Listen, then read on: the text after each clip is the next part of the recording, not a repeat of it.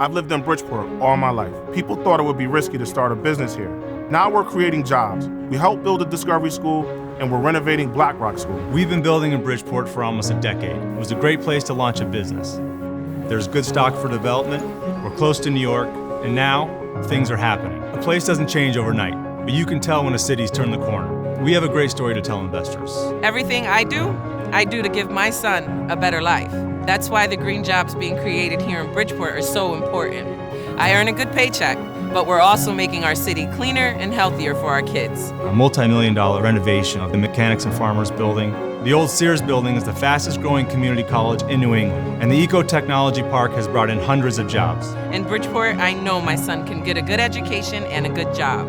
We can walk right to the park from our home, go to the arena, even Pleasure Beach now. There's just so much to do as a family. This is home. This is where I want to raise my son. I see it every day. We're building a city that works for everyone. That makes me proud to be from Bridgeport. The day that I walked into the Small Minority Research Office was the best day of my life. Without taking that step, I don't think I would be where I'm at right now. We're putting people to work, building schools that give our students the skills they need to compete. Development downtown. Steel Point is extremely important. These are smart investments, creating jobs. These jobs pay well. And by investing in clean energy, we're making our city healthier for our kids. Building by building, we're moving in the right direction. Bridgeport is my home. Bridgeport is getting better every day.